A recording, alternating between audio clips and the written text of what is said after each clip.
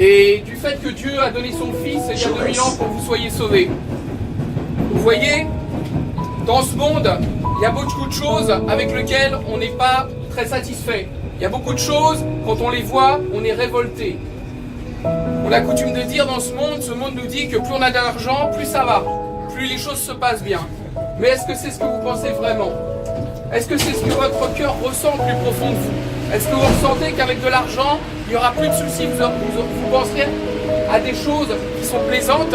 Ou est-ce que vous pensez que même si vous avez de l'argent, ceux qui sont riches ont quand même cette angoisse au fond du cœur de se dire que dans le monde dans lequel on vit, cette société de consommation, cette société où il n'y a plus d'amour, tout va bien?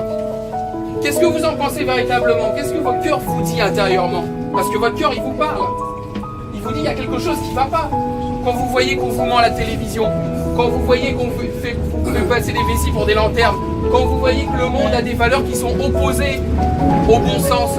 Le bon sens, mesdames et messieurs, vous voyez, c'est la raison pour laquelle Dieu a envoyé son Fils. Pour qu'on retrouve notre bon sens, pour qu'on revienne vers notre Créateur.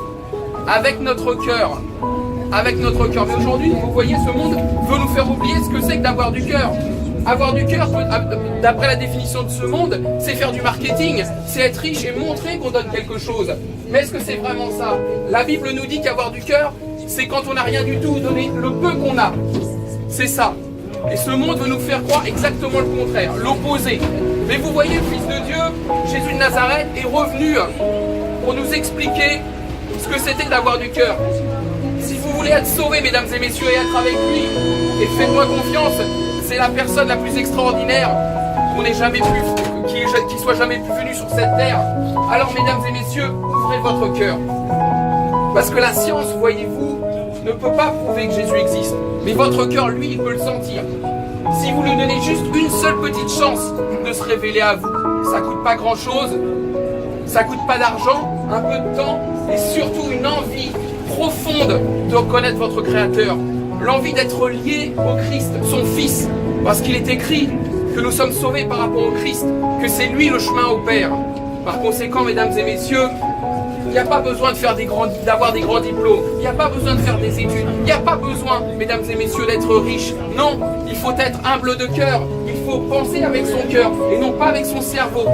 Oui, on a oublié ce que c'était que de penser avec son cerveau, mais Jésus, lui, nous invite à revenir à la source, à revenir au cœur, aux sentiments vrais, pas à ce que le monde essaye de nous faire passer pour des bons sentiments, ce sont des mensonges. Vous voyez, mesdames et messieurs, si vous connaissez ça et si vous essayez d'aller vers le Christ, vous ne le regretterez jamais.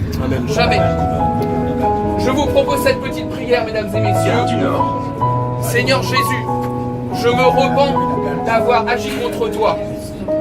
Je n'ai pas compris, mais cette personne aujourd'hui me dit que tu m'aimes, me dit que je peux avoir la vie éternelle en t'écoutant.